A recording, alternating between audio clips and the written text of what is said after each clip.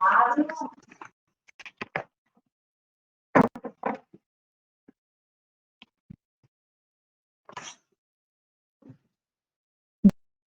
afternoon, everyone. A very warm welcome to our session today on Introduction to Good Futures, which is our investor education program today. सो आज के session में हमारा main जो product focus में रहेगा वो रहेगा गुड फ्यूचर्स, जो कि आज 15 दिसंबर 2020 को लॉन्च हुआ है एनसीडीएक्स के प्लेटफॉर्म पर। लेकिन उस पर आगे चलने से पहले हम एक बार देखेंगे कि कमोडिटी डेरिवेटिव इकोसिस्टम का ओवरव्यू कि वो कहाँ से स्टार्ट हुआ। So commodity trading 19th century Bombay cotton trade association establish हुआ था, जिसके बाद जिसमें बहुत सारी कमोडिटीज ट्रेड होनी स्टार्ट हुई, जैसे ऑयल सीड्स, रॉ जूट 1910 में और 1930 में। उसके बाद एफएमसी यानी फॉरवर्ड्स मार्केट कमीशन स्टैब्लिश हुआ था 1953 में। 2001 में गवर्नमेंट ऑफ इंडिया ने काफी सारी कमोडिटीज को इंक्लूड करा, जिससे कि हमारी list trading list of commodities increase हुई। उसके बाद 2003 में बहुत सारे नेशनल लेवल के national multi commodity exchanges establish हुए 2003 में। एंड जब से हमारे साथ रेगुलेटर आए हैं 2015 में सेबी यानी securities and exchange board of India जब से हमारे रेगुलेटर बने हैं कमोडिटी एक्सचेंजेस के, तब से मार्केट में बहुत एक रोबस्टनेस आई है, जिसके वजह से एक कॉन्फिडेंस रहा है हमारे इन्वेस्टर्स के पास डेरिवेटिव मार्केट में अपनी पोजीशंस रखने के लिए। ये एक स्ट्रक्चर है कि किस तरीके से कमोडिटी एक्सचेंजेस स्टैब्लिश्ड हैं इंडिया में। इंडिया में 5 एक्सचेंजेस हैं, एनसीडीएक्स, एमसीएक्स, आईसीएक्स, एनएससी और बीएससी, जहाँ पे टोटल 91 कमोडिटीज को परमिशन दी गई है ट्रेडिंग करने के लिए। तो ये सारे एक्सचेंजेस रेगुलेट होते हैं सेबी के थ्रू, जैसे कि मैंने आपको बताया, which further is a part of ministry of finance, जो कि डिपार्टमेंट ऑफ इकोनॉमिक अफेयर्स के अंडर आते हैं। तो सेबी के आने के बाद से कैसे कैसे चेंजेस हुए हैं, तो 2015 में जब सेबी हमारे को एज अ रेगुलेटर आए थे, तब उसके बाद 2017 में ऑप्शंस अलाउ करा गया कमोडिटी डेरिवेटिव मार्केट में, और कैटेगरी 3 एआईएफ यानी अल्टरनेट इन्वेस्टमेंट फंड्स को भी अलाउ करा गया कमोडिटी डेरिवेटिव मार्केट में। अगेन 2017 में इक्विटी और कमोडिटी आर्म्स, जो बैंक ब्रोकिंग की आर्म्स होती हैं, उनको इंटीग्रेशन करने की परमिशन दी गई, और बैंक को एक प्रोफेशनल क्लियरिंग मेंबर की तरह पार्टिसिपेट करने का भी परमिशन मिला। 2018 में एफपीआईज भी अलाउ करे गए कि वो अपनी पोजीशन को हेज कर सकते हैं इंडियन मार्केट में। 2019 में, जो कि एक रीसेंट डेवलपमेंट है, 2019 में म्यूचुअल फंड और हमारे पोर्टफोलियो मैनेजमेंट सर्विसेज को भी अलाउ करा गया कि वो अपने पोर्टफोलियोज में कमोडिटी डेरिवेटिव्स को भी रखें, एंड वहां पे अपने पोजीशंस को या प्राइसेस को एक अलग तरीके से डाइवर्सिफाई करवाएं अपने क्लाइंट के पोर्टफोलियो को। Then the very recent one and the very new is the commodity indices. तो जून 2019 में commodity indices को भी अलाउ करा गया ट्रेड करने के लिए, एंड करेंटली अगर आप मार्केट में देखेंगे तो कमोडिटी डेरिवेटिव के बहुत सारे इंडेक्स अवेलेबल है, जहाँ पे आप अपना एक्सपोजर ले सकते हैं। ये कुछ डेवलपमेंट्स हैं जो सेबी के आने के बाद से हुई हैं, और आगे भी आने वाले दिनों में भी और आने वाले सालों में भी और बहुत सारी चीजें हैं जो कि SEBI as a regulator take up करेगी to make this entire market very very confident. ये कुछ कमोडिटीज हैं जो एनसीडीईएक्स के प्लेटफॉर्म पर स्पेसिफिकली ट्रेड होती हैं।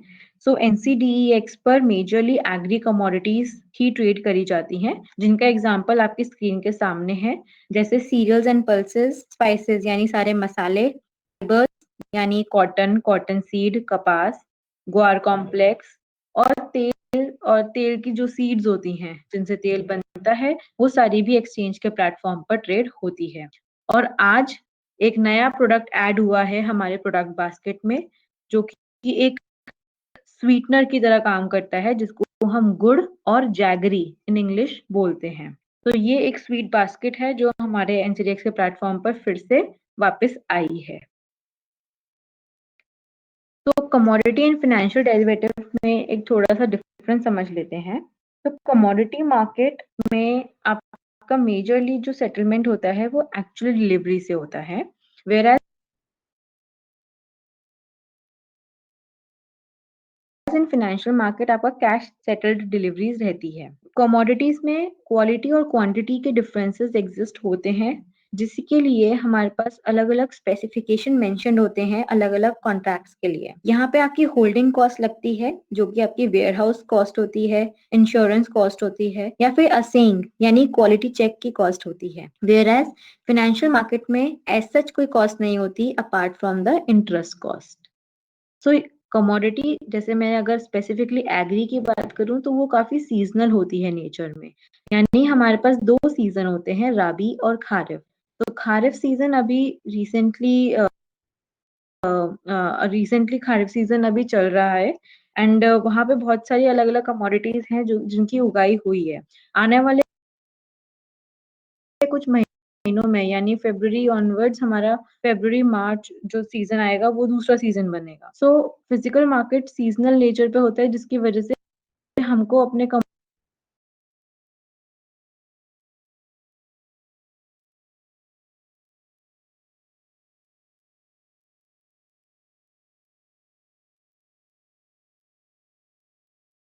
कमोडिटीज को स्टोर करना पड़ता है। और प्राइस का इम्पैक्ट जो पड़ता है वो अगेन डिमांड सप्लाई के हिसाब से बढ़ता है, कि मार्केट में मेरा स्टॉक कितना है, उसकी पीछे से सप्लाई कितनी आ रही है, और सामने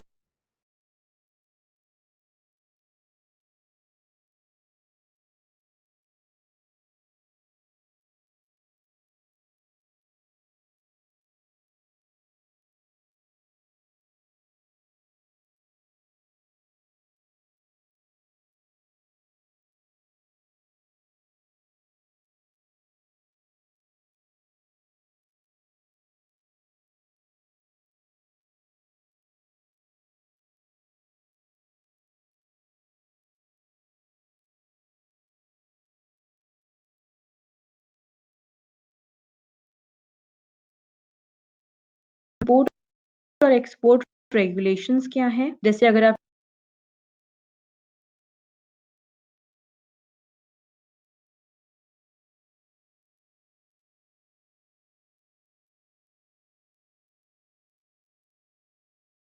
तो मुझे ये बताते हुए बहुत खुशी हो रही है कि इंडिया गुड़ का सबसे लार्जेस्ट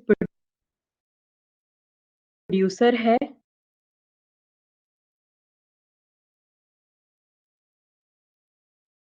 जो कि 60% के अराउंड पूरी वर्ल्ड का 60% ऐसा स्टेट मानते हैं जहाँ पे लीडिंग प्रोड्यूसिंग स्टेट है फॉर जैगरी।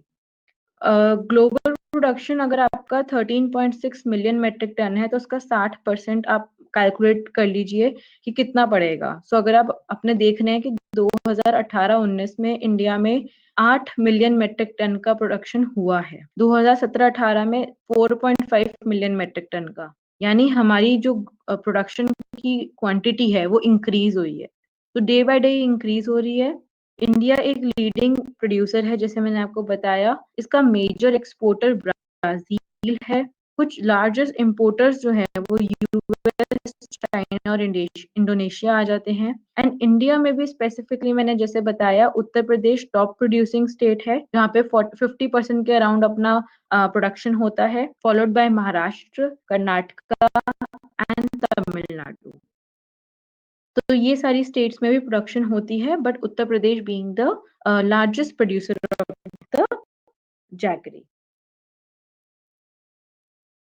गुड़ का जो रॉ मटेरियल होता है वो शुगर केन है, जिसका हार्वेस्टिंग टाइम अक्टूबर से अप्रैल तक का रहता है। तो अक्टूबर से अप्रैल तक ये ओवरऑल हार्वेस्ट होता है। एंड जो मंडी में अराइवल्स आती हैं, जो मंडी में अराइवल्स आती हैं, वो आप देख सकते हैं कि यूपी में कितना 11,000 मेट्रिक टन की अराइवल आई हुई है 2018-19 में। महाराष्ट्र में आपका 9700 मेट्रिक टन, कर्नाटका में 7500 मेट्रिक टन। तो ये और ओवरऑल इंडिया में अगर आप देखेंगे तो अराउंड 15,000 मेट्रिक टन की आपकी अराइवल आई हुई है। तो ये मंडी अराइवल्स हैं जो कि स्टेट वाइज मैंने इलस्ट्रेट करा है। गुड़ के जो स्टेक होल्डर्स होते हैं, वैल्यू चेन पार्टिसिपेंट्स, वो फार्मर, प्रोसेसर्स और ट्रेडर्स होते हैं। सो अगर गुड़ बनता कैसे है, पहले हम ये समझते हैं। गुड़ हमारे तक कैसे कैसे पहुंचता है। तो sugar cane farmer sugar cane को बनाकर एक प्रोसेसिंग यूनिट में देता है जहाँ पे गुड़ बनता है। जब वो गुड़ बनकर आ जाता है तब इसमें एग्रीगेटर्स, कमीशन एजेंट्स या ट्रेडर्स जो मंडी में अवेलेबल रहते हैं उनके पास वो अपना स्टॉक करते हैं। वहां से डोमेस्टिक रिटेलर्स के पास आता है एंड देन फिर डोमेस्टिक कंज्यूमर्स के पास आता है। तो फार्मर की मेन एक्टिविटी होती है प्रोडक्शन करने की, स्टोर करने की और उसको हार्वेस्ट करने की। एजेंट्स की या ट्रेडर्स की अगर हम बात करें तो उनको ट्रांसपोर्टेशन एंड स्टोरेज की उनकी मेन रिस्पॉन्सिबिलिटी है। जो प्रोसेसर्स हैं जहाँ पे गुड़ बनता है उनको पैकेजिंग, लेबलिंग, उनकी मेकिंग, ठीक तरीके से उसका टेम्परेचर मेंटेन कर रखना, इन सब चीजों का मेन रिस्पॉन्सिबिलिटी है। देन द रिटेलर्स, उनका रिस्पॉन्सिबिलिटी है उसको मार्केट करने का टू द डोमेस्टिक कस्टमर्स। और इस प्रकार से गुड़ हमारे पास तक पहुंचता है, जो कि सर्दियों के टाइम पर अगर आप देखेंगे तो बहुत ज्यादा कंजप्शन उसकी होती है as an alternative to sugar and even as a dessert. So in order to mitigate the risk which are associated with the price fluctuations in good, NCDX has introduced futures contract in good feed grade on from today onwards. So आप उसके prices अपनी screen पर देख सकते हैं। ये शाम 5 बजे तक इसका जो टाइम पीरियड है ट्रेडिंग का वो सुबह 9 से शाम 5 बजे तक रहेगा। तो आप अभी भी अपनी स्क्रीन पर इसकी प्राइस मूवमेंट देख सकते हैं। गुड़ की प्राइसेस काफी वोलेटाइल रहती है एंड वोलेटिलिटी होने की वजह से एक मैकेनिज्म हमारे को चाहिए होता है ताकि हम अपने प्राइसेस को उसका प्राइसेस जो प्राइस का बढ़ने या घटने का रिस्क है उसको हम मिटिगेट कर सके। तो उसका बेस्ट सोल्यूशन है एनसीडीएक्स के प्लेटफॉर्म पर आकर हेजिंग करना और अपने फ्यूचर कॉन्ट्रैक्ट में अपनी पोजीशंस बनाकर रखना। एक काफी कंसिडरेबल अमाउंट ऑफ जो गुड़ का प्रोडक्शन होता है उसका अराउंड 20 से 25% हमारा फीड ग्रेड की तरह यूज होता है, इसलिए the prices has considerable impact on the overall feed cost. Overall जो आपका प्रोडक्शन होता है वो काफी ज्यादा होता है and commodity is available in large number, therefore introduction of good futures was not a hindrance in the commodity futures market. यहाँ पे मैं आपको बता रही हूँ कि स्पॉट प्राइस का ट्रेंड और वोलेटिलिटी क्या रहा है पिछले कुछ सालों में। सो अगर आप स्पॉट प्राइस का ट्रेंड देखेंगे तो ये जनवरी 5 से जनवरी 15 के बीच का है, जहाँ पे मैंने प्राइजेस पर क्विंटल के हिसाब से दिखाया है।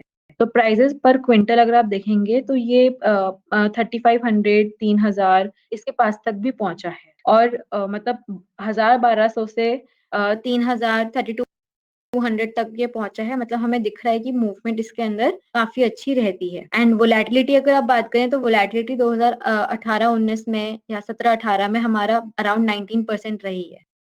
तो the only thing that we can predict from here is कि इसके अंदर मूवमेंट रहती है एंड हम खुद से इसका अपॉर्चुनिटी गेज कर सकते हैं और खुद को भी जो हम फिजिकल कुछ प्रोसेसर्स हैं वो अपना प्राइस रिस्क मिटिगेट कर सकते हैं by taking positions on the NCDEX futures contract. अभी गुड फ्यूचर्स कॉन्ट्रैक्ट का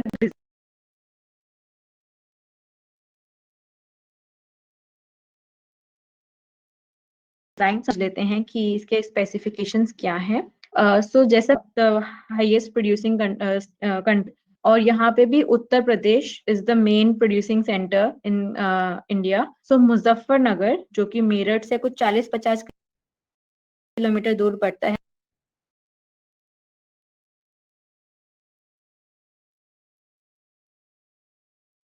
Muzaffarnagar NCDEX good futures contract का बेसिस होता है। इंफ्रास्ट्रक्चर बहुत अच्छा है and the main part is कि मुजफ्फरनगर को एक बेंचमार्क सेंटर की तरह लिया जाता है for the discovery of the spot prices. तो स्पॉट प्राइजेस के भी जो गुड़ के प्राइजेस हैं वो भी मुजफ्फरनगर से निकलते हैं, इसलिए डिलीवरी सेंटर भी हमने मुजफ्फरनगर ही रखा है main basis centre. Contract specification के हिसाब से आपको आपकी स्क्रीन पर गुड़ GUR गुड़ के फॉर्म में दिखेगा। इसका जो ट्रेडिंग यूनिट रहेगा वो 10 टन, यानी एक लॉट आपका 10 टन का रहेगा। आपको जो प्राइसेस दिखेंगे आपकी स्क्रीन पर वो ₹40 kg के हिसाब से दिखेंगे। अगर अगर आप अपनी स्क्रीन के सामने देख सकते हैं तो अभी लास्ट ट्रेडेड प्राइसेस का 1091 रहा है। तो अगर आप मान लीजिए 1090 अगर इसका प्राइस है तो आपकी स्क्रीन पर ये 1090 पर 40 kg के हिसाब से आपको दिखा रहा है। इसका टिक साइज 50 पैसा है। इसका बेसिस सेंटर जैसे मैंने आपको बताया मुजफ्फरनगर रहेगा, cold storage warehouse. Delivery इसकी कंपल्सरी डिलीवरी रहेगी, यानी स्टैगर्ड पीरियड के टाइम पर यदि किसी की पोजीशन ओपन रह जाती है तो वो कंपल्सरी डिलीवरी में आगे कन्वर्ट हो जाएगी। इसका एक्सपायरी डेट जैसे बाकी सारी कमोडिटीज की होती है हर महीने की 20 तारीख, सिमिलरली हर महीने की 20 तारीख आपका गुड़ का भी एक्सपायरी डेट कहलाएगा। यदि कुछ छुट्टी होती है या कुछ सैटरडे संडे पड़ जाता है किसी रीजन से तो उसका एक 1 डे प्रायर जो भी वर्किंग डे होगा उस दिन इसकी सेटलमेंट होगी। मेन क्वालिटी स्पेसिफिकेशन में is something that we have to take care of. तो यहाँ पे सुक्रोज है, रिड्यूसिंग शुगर्स है, मॉइस्चर कंटेंट है, वाटर इंसॉल्युबल मैटर है जो कि गुड़ के अंदर प्रेजेंट रहती हैं, ये सब चीजें। तो इनका हमें ध्यान रखना है जो कि स्पेसिफाइड नंबर्स मेंशन है।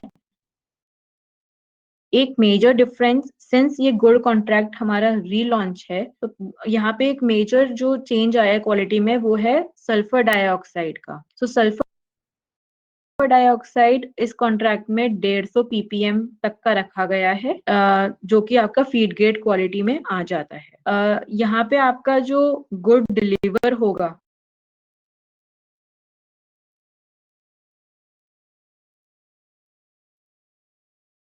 मुजफ्फरनगर में वो चाकू गुड़ डिलीवर होगा जो कि आपका गोल्डन टाइप का। देन आ जाता है हमारा लॉन्च कैलेंडर। तो यदि आप आज देखेंगे, आज 15 दिसंबर को जो कॉन्ट्रैक्ट लॉन्च हुआ है तो आपकी स्क्रीन पर आपको जनवरी, फरवरी, मार्च, अप्रैल और जून ये 5 कॉन्ट्रैक्ट्स आपको आपकी स्क्रीन पर दिखेंगे। तो ये पांचों कॉन्ट्रैक्ट्स अवेलेबल है आपके पास ट्रेड करने के लिए और आगे की पोजीशंस अपने पास बनाने के लिए।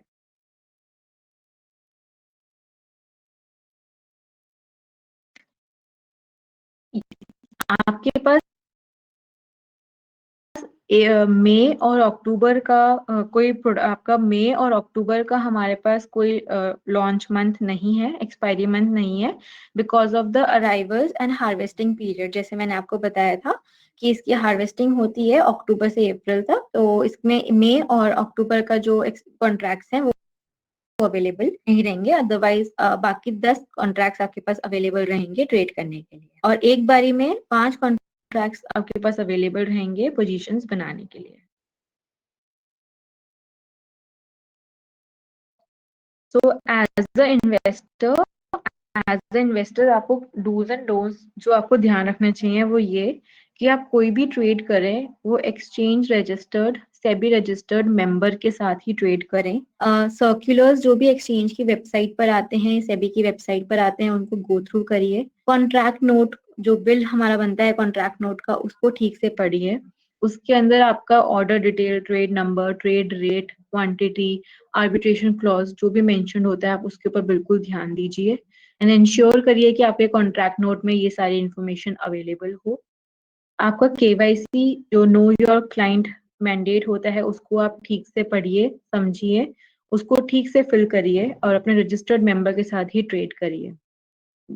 जो भी आपका मार्जिन या M2M की रिक्वायरमेंट है आप उसको फुलफिल करिए ऑन टाइम और अंडरस्टैंड करिए कि क्या कॉन्सिक्वेंसेस हो सकते हैं अगर पेमेंट ना कर सकें। तो जो भी डब्बा ट्रेडिंग से रिलेटेड जो भी रिस्क अवेलेबल है तो आप उसका भी ध्यान रखिए। पीरियोडिकल स्टेटमेंट आपके अकाउंट की जो भी फंड्स की है, सिक्योरिटीज की है, आप वो अपने ब्रोकर से मांगिए ताकि आप चेक कर सके आपके अकाउंट्स में कोई डिस्क्रिपेंसी तो नहीं है। पोर्टफोलियो मैनेजमेंट सर्विसेज में भी आप अपना पोजीशन ले सकते हैं, बट जो भी आपके फंड्स हैं उनको आप बिल्कुल ध्यान से रखिएगा। बिल्कुल आप अवेयर रहिएगा कि आपके फंड्स कहाँ यूज हो रहे हैं, कौन से सेगमेंट में। एंड अनऑथराइज इमीडिएटरीज के साथ बिल्कुल भी आपको फंडिंग के लिए कोई भी नहीं बोलेगा। इसलिए आपकी जो भी सेटलमेंट गारंटी है वो एक्सचेंज के प्लेटफॉर्म पर आपको मिलेगी। एंड इसलिए आपको उससे बहुत ज्यादा ध्यान रखना है कि आप कहीं भी बाहर जाकर ट्रेडिंग ना करें। अ, बिना रिस्क डिस्क्लोजर को समझे हुए आप ट्रेडिंग बिल्कुल भी स्टार्ट नहीं करिए। पहले समझिए आपका कॉन्ट्रैक्ट क्या है। आप किसी भी डुप्लीकेट कॉन्ट्रैक्ट नोट या फिर अनसाइंड कॉन्ट्रैक्ट नोट को एक्सेप्ट ना करिए। उसके अंदर बिल्कुल क्लॉजेस लिखे होने चाहिए, तभी उसको एक्सेप्ट करिएगा। किसी please don't take any of market transaction. Don't get attracted or carried away by the advertisements or the rumors that you listen to the market from the market. The list of members is available on our website, so please be aware to not deal with any kind of unregistered intermediaries. Don't go by the reports or predictions made by the print media or the electronic media. उनसे बिल्कुल आप बचकर रहिए।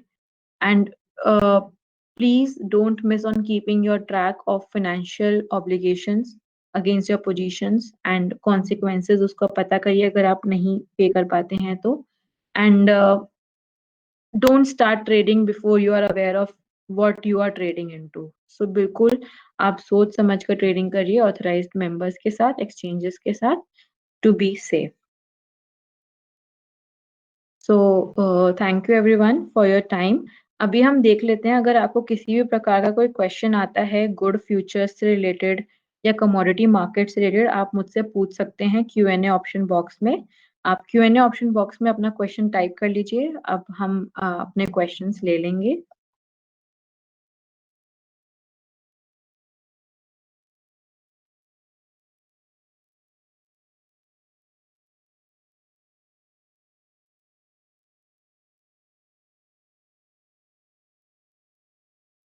आप में से किसी को कुछ भी अगर गुड फ्यूचर्स रिलेटेड कोई भी क्वेश्चंस हैं तो प्लीज आप Q&A ऑप्शन बॉक्स में टाइप कर मुझसे पूछ सकते हैं। I will be happy to help you out.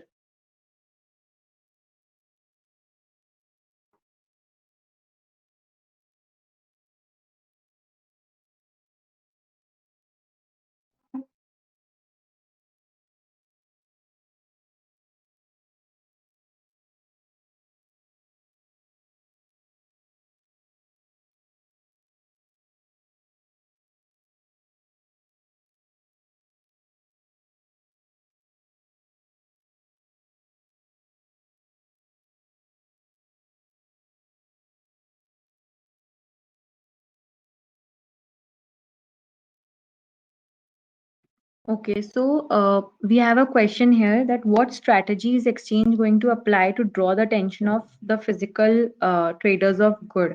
So, sir, I would just like to tell you that uh, आज क्योंकि हमारा कॉन्ट्रैक्ट अवेलेबल हो चुका है, तो we are available at the mandi level. We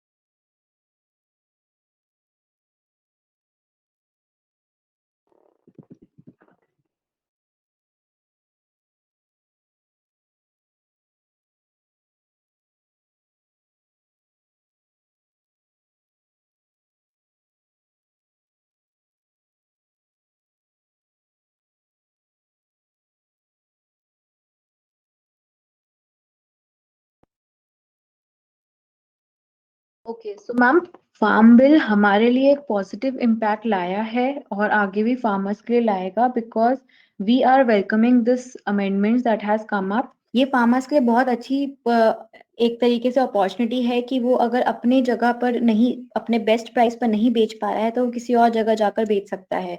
So farm bill basically we are welcoming as an exchange. We are welcoming this farm bill because it is very much useful for the farmers, and we are expecting that the farmers will understand and be a part of even the futures market to know the benefits that they are actually missing out. But FPOs भी हमारे साथ काफी connected हैं इस purpose के लिए।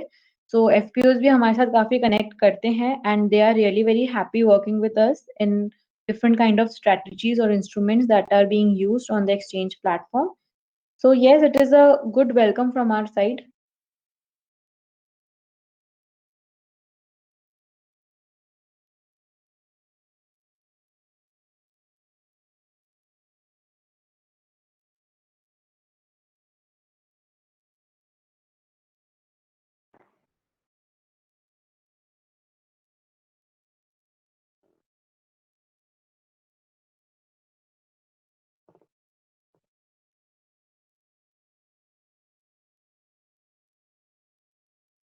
Ma'am, FPOs हमारे साथ स्लोली एंड ग्रेजुअली काफी इंक्रीज हो रहे हैं। रिसेंट टाइम्स में हमने देखा है कि फार्मर प्रोड्यूसर ऑर्गेनाइजेशन का इंटरेस्ट यहाँ पे बहुत ज्यादा इंक्रीज हो रहा है। ये लोग फार्मर प्रोड्यूसर ऑर्गेनाइजेशन एफपीओज बहुत बेनिफिट गेन कर रहे हैं। अगर आप फेमराइज होंगे तो हमने अभी recently options in goods which is the farmer familiarisation programme भी स्टार्ट करा था अलॉन्ग विद सेबी, जो कि अभी चल भी रहा है in two of our commodities, and वहां से हमारे फार्मर भाई लोगों ने बहुत बेनिफिट लिया है, and even in near future we are expecting the same in both futures and options. So FPOs are well aware as to how they have to take the positions in both of these instruments. But FPOs are really increasing, I would say, on exchange platform.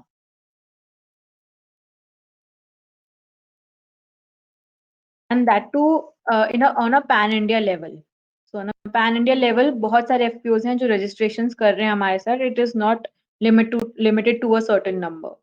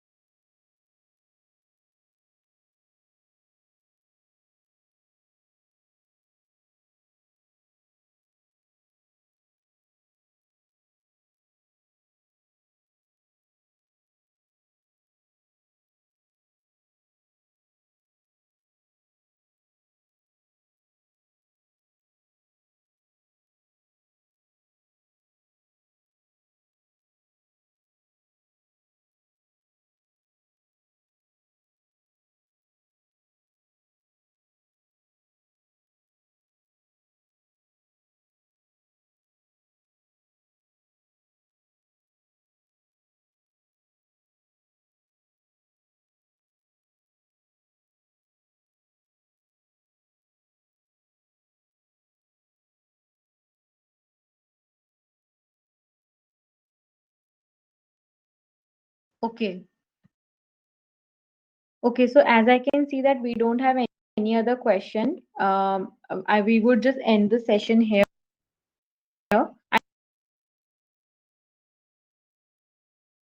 I thank each and every one of you for being a part of this session and taking our precious time to listen to us. So thank you everyone. Have a nice day ahead.